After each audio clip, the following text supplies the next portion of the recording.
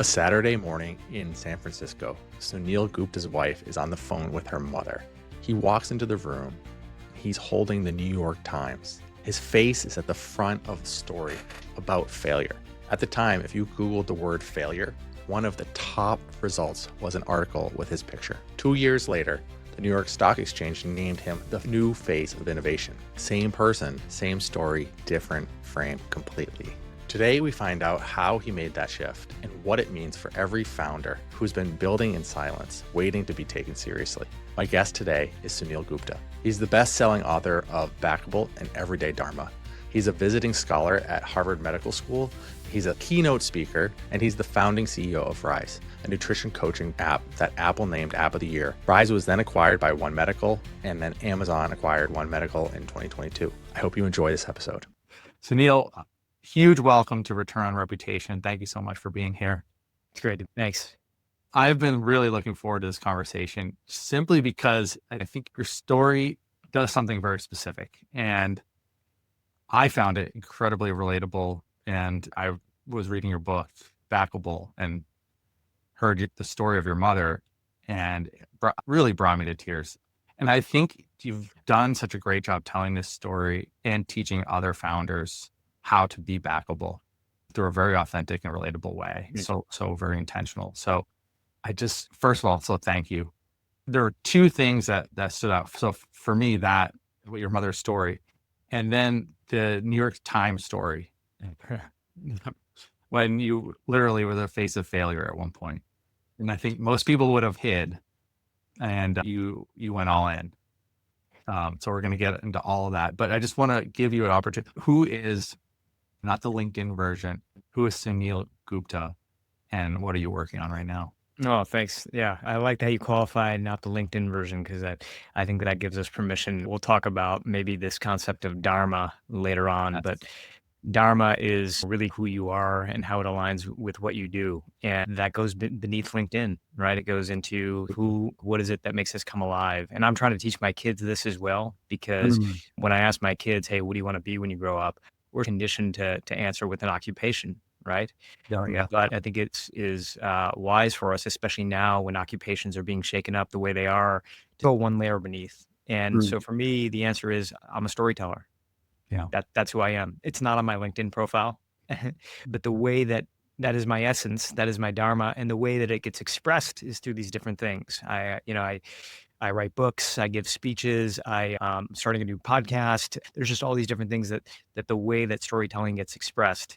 And I teach at Harvard Medical School as well, and I consider that to be storytelling in large part. So that's who I am, and I work on all those things today. Sometimes much more haphazardly than I want to. I wish I could say I had a clean structure where I'm spending the mornings writing and then the afternoons podcasting and then the evenings teaching, but it's just a lot more messy than that these days.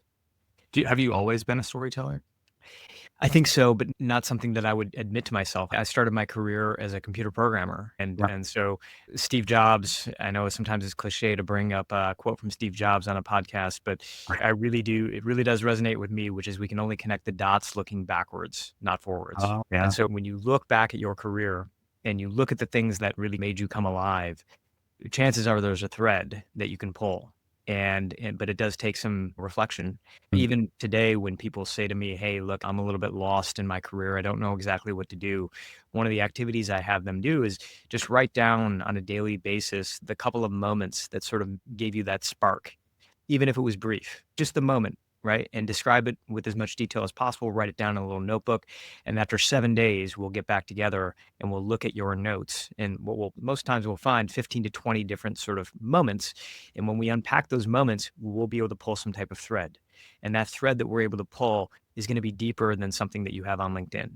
It's going to be deeper than your occupation. It's probably going to be deeper than your job title. It's going to be that you loved collaborating with people of a certain kind, that you love looking at designs, even though you're an accountant.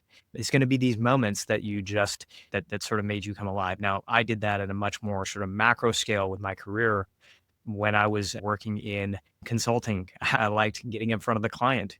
I actually did not like the job of being a CEO. I don't think that was something that I was a natural fit for, but what made me come alive, even if I wasn't necessarily good at it at the moment, was telling the story behind what we are building, whether that be Mm. to partners or whether that be to investors or even being with the team.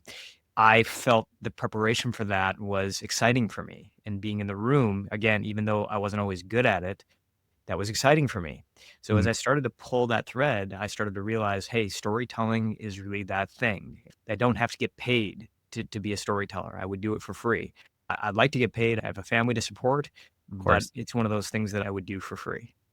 And so that, I mean, I think that, I mean, right there, I think that's a lot of the underlying tone of what you talked about in Backable, Yeah. because you say there's 8 ways or 7 ways to become backable, right? And different techniques that you share in the book, because part of that is having that spark, that what you Yes. mentioned, Yes. and that the conviction behind your idea. Yeah. Yeah. And that's something that I didn't appreciate enough because, when I was pitching my company Rise, and I'll just Yeah. give you a quick background on Rise, we did one-on-one health coaching right over your mobile phone. And the reason that I got excited about this is 2012 when I came up with the idea of the company. So just Or take way this ahead of your all time.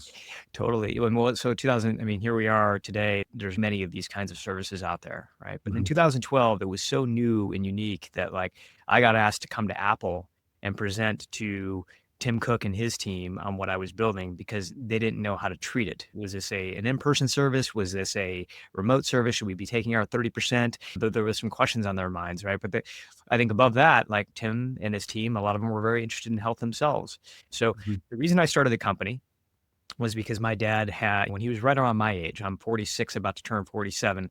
He drops me off to school one day. He says, hey, I've got this routine medical appointment and I'm going to pick you up right here by the flagpole. School bell rings. I come outside and he's not there. And the reason he's not there is because during that medical appointment, they gave him a stress test, which means they put him on a treadmill and had it go a little faster and then a little faster. And eventually he got to enough speed where he had a heart attack right on the spot. Yeah. Luckily, he was in a hospital. They got Mm. him to the OR where they performed a quadruple bypass surgery. The heart attack that he had is sometimes known in the medical world as a widowmaker because very few people actually survive. Mhm. But again, he was in the hospital, so they were able to catch it in that moment and get to him quick enough. But we nearly lost him that day. I Right. started Rise because I wanted to reach people before they got to the condition that my father was in. Right? Mhm. And so how do we be more preventative? How do we partner you with somebody who can actually coach you through a plan that's actually going to fit? It's going to stick because that type of service was pretty expensive. We wanted to use mobile technology to make it affordable. My Yep. goal was to reach the price point of a Weight Watchers, but have this one-on-one experience. That's the company. Now, for me, I really believed that sort of going out and pitching this idea made a lot of sense, right? I mean, it was a huge market. It had all the right sort of makings of something that I think a lot of people were going through, and yet I was getting rejected over and over again. Mm. I was reading the classic sort of pitch book manuals. Here's what you need to have. Here's what your slides should look like. I was also, I think, doing something that I realize in retrospect was exactly the wrong thing to do, which was Mhm. to almost fake a persona, create an aura of confidence when I walked in the room. The fake it Sure. till you make it sort Like, of I thing, was right? gonna say that, yeah. Yeah. So if I could act confident, then I could come across as Yeah. confident.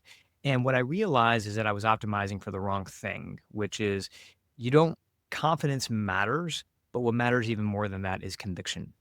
Mm. Because when you have conviction, confidence comes naturally. Right. And when you don't have conviction, confidence has to be faked. And I think most people can see through that. Yep. And one of the ways, I think one of the mistakes we make when it comes to conviction is we don't spend enough time on the idea ourselves, right? Before we start sharing it with other people. Yeah. So I think a new idea, no matter what, we're talking about startups here, but it could be an idea for something you want to do at the house or something that you want to do in your community or a lifestyle change you want to make and you're trying to get your spouse on board. Whenever you have a new idea, it's kind of like a newborn child. Yes. Yeah. And sharing it too early with other people can be a health hazard for your idea, right? Because it's so vulnerable in those moments that every facial reaction they're going to have towards your idea is going to be potentially threatening, right? Yeah. Potentially life ending. Like how many times, I can't even tell you how many times I have come up with an idea, immediately called a friend and been like, hey, what do you think of this? And the friend's been like, yeah, it's interesting. And I'm like, oh, the idea sucks, right? So many times, and it's happened to me a bunch of times within companies as well. Like I worked inside big companies Yeah. before for 10 years before I went and started my own. And so many times I would go immediately to my manager or to a colleague and be like, hey, what if we did this? And like it wasn't met with this really positive response. So I put it on a shelf and I never really picked it up again. Yeah. New ideas need to be cultivated. They need incubation Yeah. time. And what I find, and I'll pause Totally. after this, but what I find is that oftentimes new founders go directly into presentation mode. Mhm. So they come up with the idea and then they immediately start building a slide deck. Or I think today they immediately jump to ChatGPT or another LLM and they start collaborating on how do I present this idea? Build me a deck, build me a one pager, build me a two pager without actually spending real time saying, why do I believe this? Right. Right? Why do I believe in this? It doesn't have to be bulletproof. You can make your list of assumptions and then start pressure testing these assumptions. Yes. But you're spending more time getting 80% conviction rather than getting an 80% slide deck ready. That's how your early days are spent. And I love that you say this because it's so important. And I'm an entrepreneur at heart. I've done a couple of businesses and Yeah. myself. And I think it's so important to not only incubate your ideas, but then what you just said, I just want to highlight that pressure test them through these conversations. Like just, hey, can I pick your brain? Or that's a bad way to say it, but can I get your advice on this? Yeah. And keep pitching it. Spend less time on the website. Just go have conversation after conversation. Yeah. And once you get to that list of assumptions, now Mhm. you can start to have more specific conversations. So the conversation in the beginning no longer looks like, hey, what do you think about this idea? It's, hey, you're a domain expert with this, right? This is what you do day to day. I want to get your sense of would something like this improve your time? Would it? So, for example, when I worked in the medical field, we were building all sorts of features. My company was bought by One Medical, which is now owned by Amazon, Yep. and we were building coming up with all sorts of ideas on how to make a physician more efficient. But one of the assumptions that we had to write down is even if this feature was available, a physician would use it. Yeah. And so that's an assumption. And before going to a physician saying, hey, what do you think about this grand idea? Right. One of the things we could say is, hey, if you had 2 minutes in between patient visits and you had an option to do this one thing, would that be something that you would choose to do? And if so, yes. If yes, why? If no, why? It's pressure testing an assumption. That's not sharing the full idea, but it's starting to get real conviction around, hey, these assumptions that I'm making, are they true? Now, the reason that I think a lot of us are afraid to do that is because the answer might be no. It's not Totally. true, Yeah. right?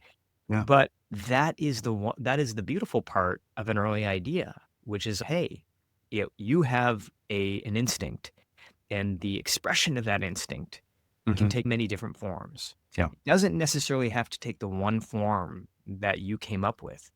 And it's through the testing of these assumptions. It's through having these early conversations that aren't, hey, what do you think of this idea? But more, hey, what do you like this specific thing? Validate it for me Yeah. or invalidate it for me are what allow us to pivot from instinct to sharper idea. And when we get to sharper idea, that's when we get belief, right? We start to be able to walk into rooms and we start to be able to believe a little bit more in what we're saying. Because if you don't believe, they can't believe. Yeah. And that's Right? when that conviction that comes to life. Yeah. Exactly. And so when you were starting Rise and you were out raising money, I think you talk about that it wasn't really landing, the Yeah. conversation landing. And then you wrapped the persona, you told the story of your father. Yeah. And then that when you really started getting traction. Yeah. Yeah, yeah. I mean, and it happened almost by accident, which is I had been rejected over and over again. And it just so happened to be that I was walking out of one of the VC's offices. We were walking to the parking lot at the same time. Okay. And this particular VC saw me in the parking lot and said, hey, let me ask you a question. Like, why are you building this company? Right? Well, why does it matter to you? And that's when I told him the story of my father, the same story I just told you. And I hadn't told that story during the presentation. And he looked at me and he said, well, why didn't you talk about that during the pitch? Right. And my answer was like, well, you're an investor, right? So you care about market size, you care about total addressable market, you care about funnel looks like. And that's where I'd spent my time. Cost per acquisition, all these. Yeah. Customer acquisition, but I hadn't spent really any time talking about why I do what I do or why this matters to me. Now, that might sound soft and squishy to somebody who's listening, but here is why it matters. When I tell that story, my energy goes to a different place. Hmm. And when you are presenting an idea, people aren't just paying attention to your words, they're paying attention to your energy. I mean, and there's mounds of evidence that say that our energy actually matters far more than our words. And I've seen this, by the way. Like I believe worked it. I worked inside Kleiner Perkins for a while as an entrepreneur in residence. They let me sit in on like any pitch meeting I wanted to go to, and I would see Wow. the sharpest pitches, but the energy was off. And it And feels then flat. yeah, it feels flat. And by that, I don't mean that they were speaking expressively or loud or fast or using hand gesticulation. What I mean is that you can really feel when somebody feels an idea, right? Mhm. You can be flat. In fact, some of the TED Talks that I've been most impressed by, they don't have a lot of variance, right? They're not eloquent, but you just know, like you can just feel that they feel, right? This is Sure. not coming from the sort of script level. It's coming from a meaning level for somebody. You just know. And so taking time to remind yourself of why you do what you do or why this idea matters to you. And then I think sharing that a little bit out with the audience allows you to go to that place so that the rest of it, when you start talking about the data, the market size, financials, you're still in that energetic state. No, completely. And I see this on social a lot. Like a lot of our clients, this is the script is there, but if they don't believe the script, they'll say it in the present, it doesn't work. They It doesn't work. And Right. by the way, look at the world we're in right now. You can get a perfect script generated for you, Yeah. right? You just type it into to chat or to any Uh, LLM you use, yeah. and just you'll get a pretty good script. And if you were to memorize that script and Mhm. you were to give that to a VC, you would probably be saying all the right things. But what my experience tells me is that's still going to be flat. And I think that it's not going to land the way it would if you believed it, if you had conviction over it, and if you've maybe even experienced it, or even if you haven't experienced it, you have gone inside the story enough to see people who have experienced the problem that you're trying to solve, right? Mhm. And you're bringing that into the room. I think that's always mattered, but I think in the age of getting scripts generated for us easily through AI, it's going to matter much more. Completely. And I think we're entering an AI world. There's no doubt about that. We're already here and it's going to get bigger and bigger. But I also think that being more human and authentically yourself is going to matter a lot more Yeah, as we get there and go into that place. Uh, 100%. which is why I love just bringing it full circle here. The book, Backable, I just loved it. It spoke so much truth as I Thank you. listened to it. And you've also written Everyday Dharma, which also feels like the deeper question of Mm, that's underneath that. But in your words, what is the relationship between the two books?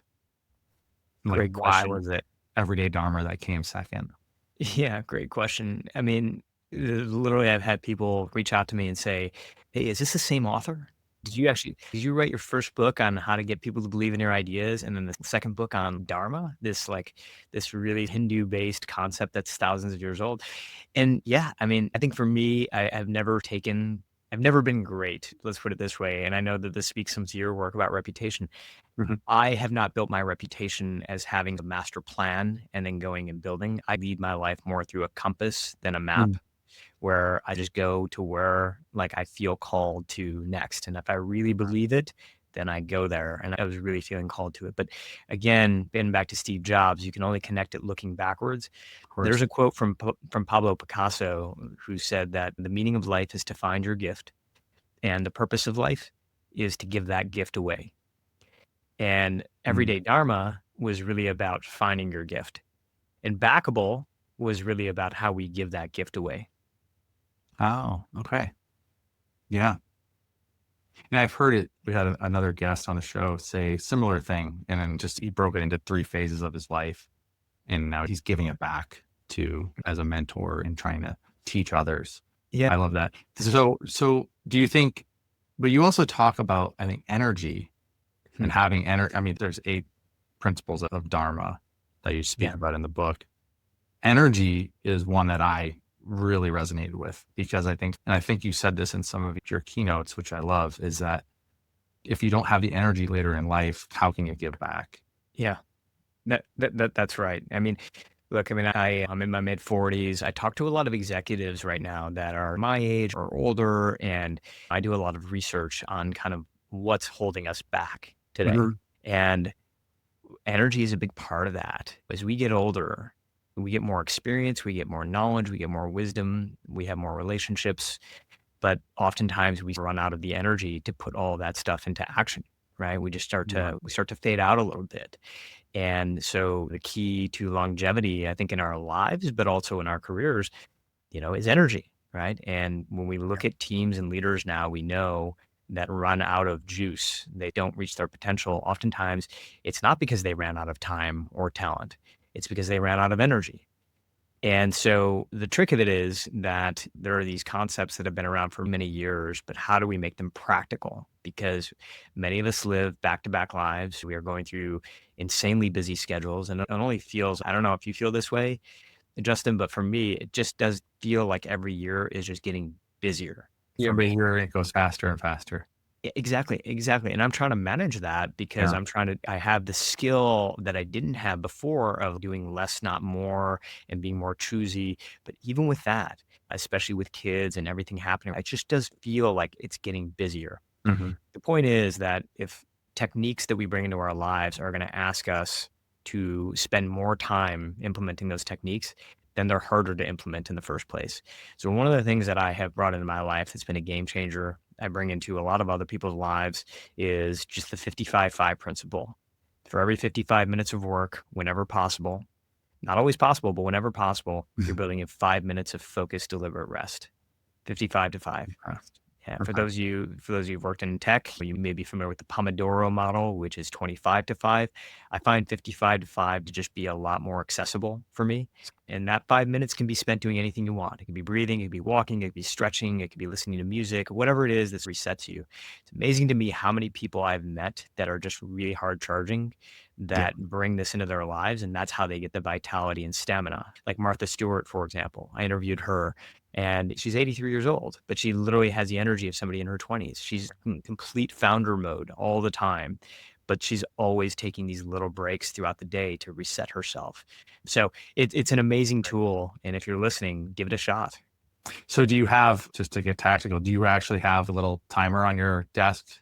55? Yeah, I use a watch. Oh, yeah. So when 55 minutes is up, I get up, and if I'm in the middle of a sentence, like if I'm spending that time writing or whatever, I'll finish up my sentence, Yeah. but then I'll set a 5-minute timer. I know how to. The Okay. other thing I do is usually when I'm setting meetings now with my team, I'll set it for 5 minutes past the hour. So I won't Okay. start a meeting at 1 o'clock. I'll set it at 1:05. And I like the conversation starter that becomes. Oftentimes people are like, why you start a meeting at 1:05? I'm like, well, because I do this thing.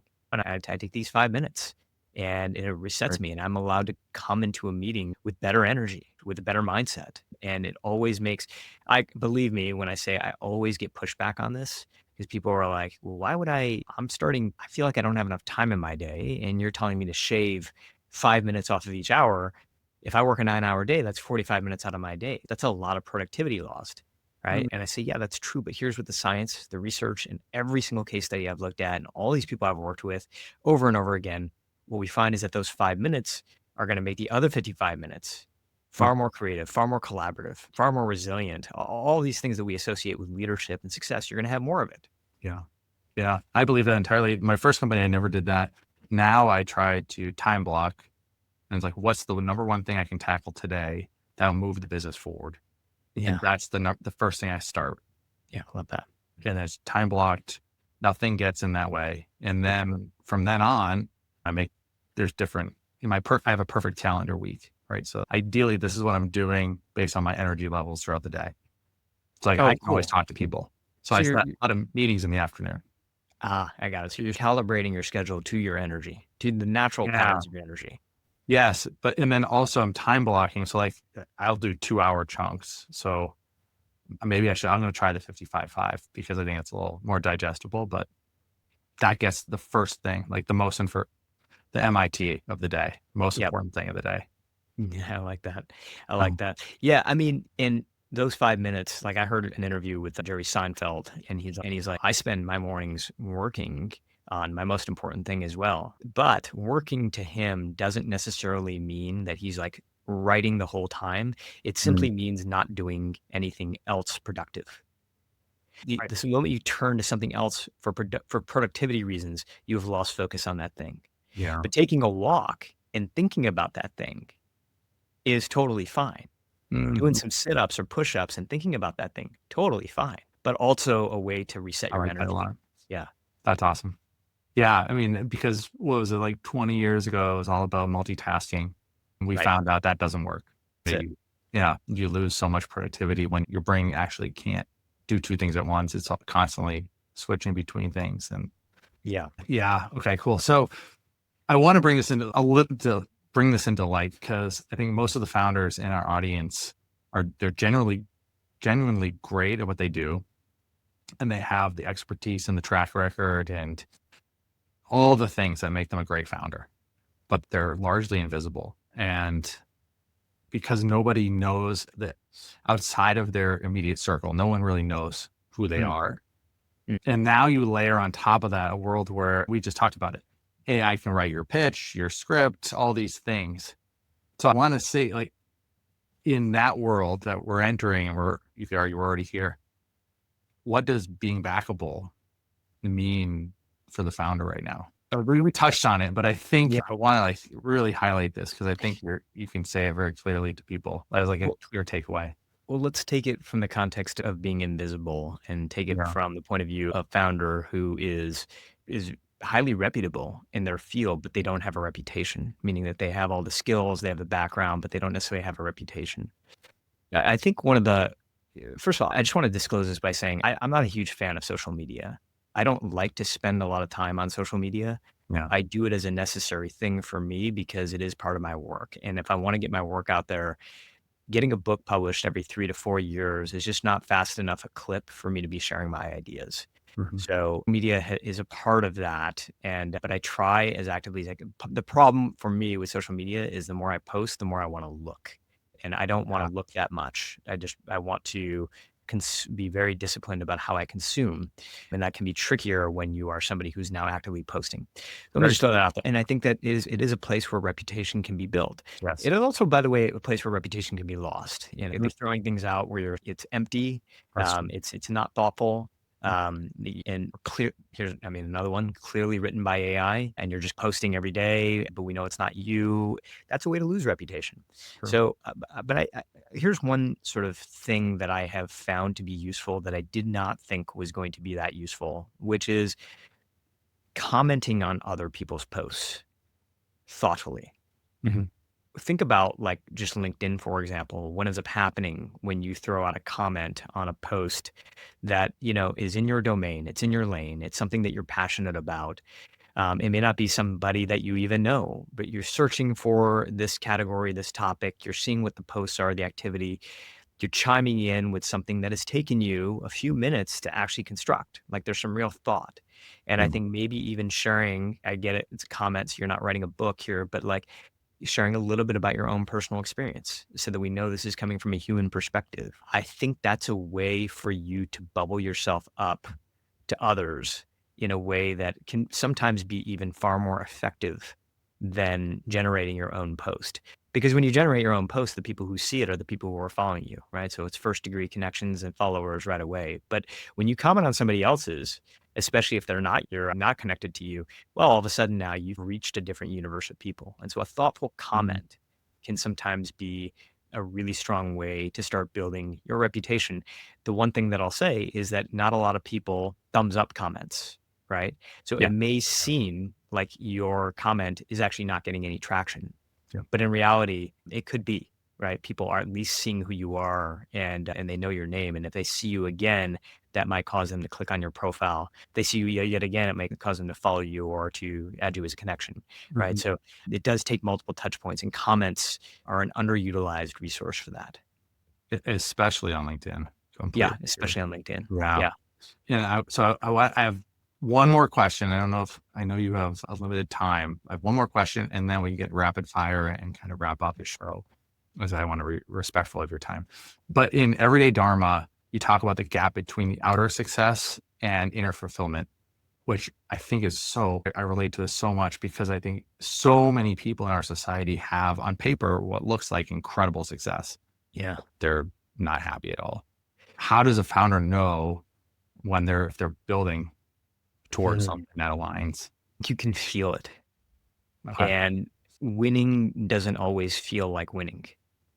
It I just mean, doesn't. what do you mean by that? Because sometimes you get a promotion, and Sure. you're like, wow, that's great. And then all of a sudden there's this sinking feeling. And some of you listening will relate to that. Or something good happens. You're advancing, but Yeah. it doesn't necessarily feel like a win more than a temporary moment. Yes. That's a signal. That's a signal that there's something misaligned between your outer success and your inner success, right? And then there are moments where even when things aren't necessarily going exactly the way you want them to go, you're not winning by conventional standards, but you're making some progress and it feels great. I will say that happened with me in Rise. It did not happen, by the way. I worked early stages Groupon days, and we Yeah. were on a tear, and it was great, but it didn't necessarily feel like inner success for me. I wasn't so into the mission of Groupon that was something that was filling me up. It felt nice, but it didn't feel really like inner success. Whereas with Rise, we had some really tough days. Like we were really like running out of money at times, but there was still this notion of, okay, like we are helping people. We are serving people in the way that I want to serve. And that felt more like inner success. And of course, the gold standard is when you can have both, right? Yes. Yeah. But I will say this, outer success is great, but it does run out of gas much sooner than we think it will. You could be getting the promotions, you could be getting the salary increases, you could be making the money, you could have the cars, but that's an engine that tends to run out of gas very quickly. And I see it a lot now. People who are burnt out and they've gotten so far down a career path that they feel like they can't pivot. They probably could if they wanted to, but they feel like they can't, and they just feel completely disconnected.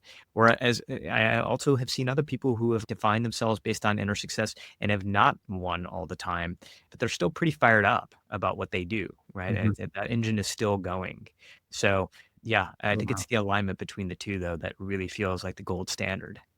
Yeah. And I like that, just knowing. It's you'll know, and how you feel it. describe that, the win, you winning, but it doesn't feel like a win. It's so true. You'll feel it. You will feel it. If you're being truthful to yourself, you will know when inner success is true or false. Yeah. No, totally. I could talk to you for hours, and I know you don't have the time. So do a quick rapid fire. We do this everybody. Rules of the game, just 1 or 2 words. You can even skip if you want. But okay, number one thing founders consistently get wrong when they're trying to get backed.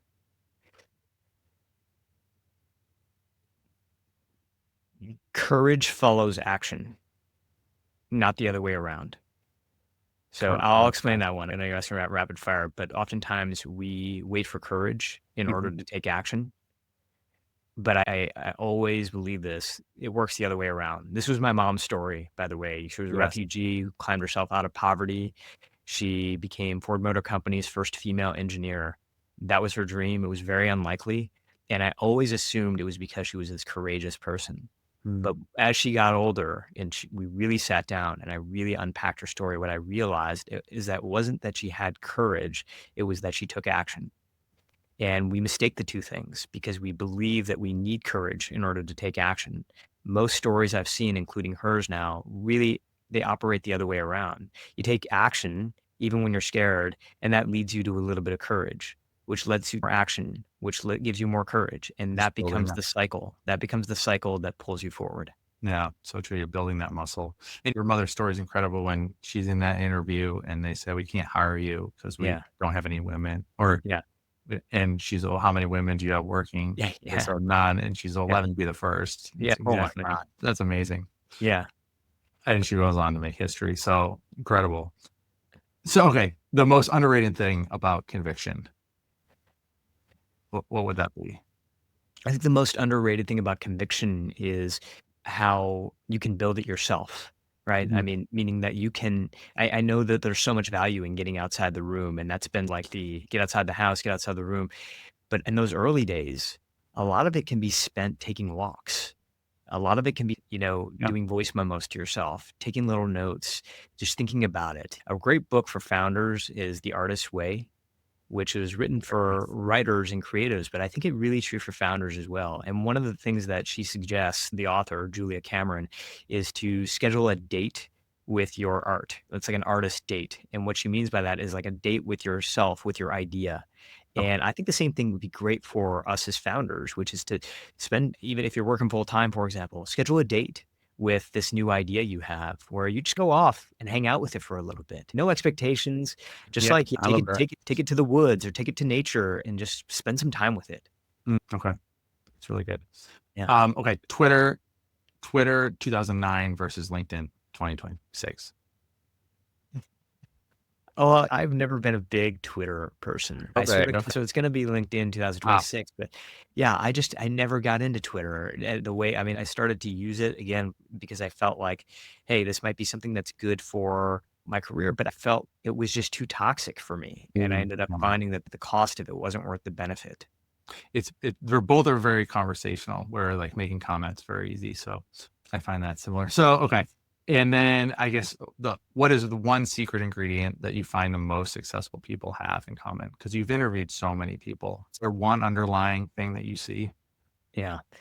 I'm gonna cheat a little bit here and come back to my first answer because Okay, I perfect. think it's very true. That's fair. I can't say this enough. I cannot say this enough. Like I called, so I'm working on a new book right now, and the working title of it, and most likely the final title is going to be The Game of Now.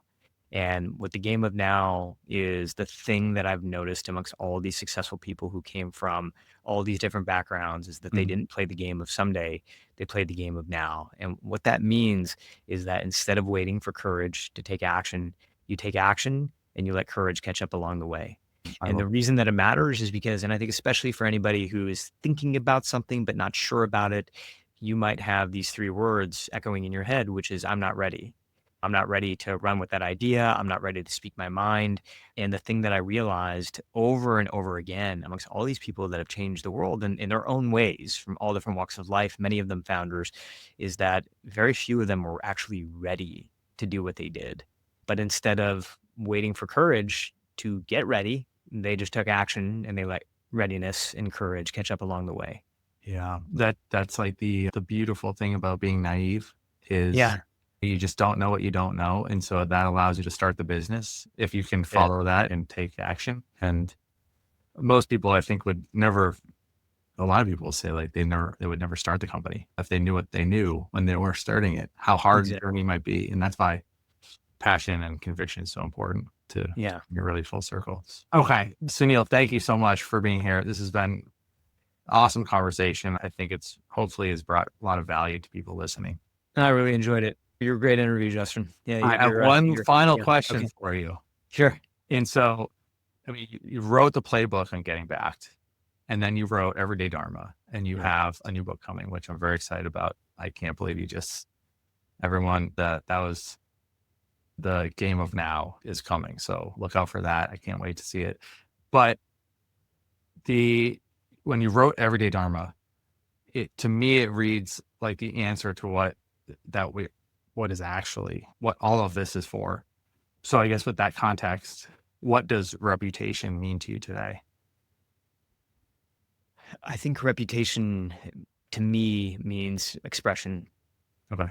And what I mean by that is you're expressing something that is really calling to you. Like it's Mm, something that you feel the need to express, not because you're trying to impress people, but it really is this spark inside of you. There was a quote, and I'll butcher it now. I did quote it in my second book, which is like, when you have this fire inside you, there are two ways that you can handle that fire. One is that you can either express it to the outside world, or you can let it burn you up in your inside world.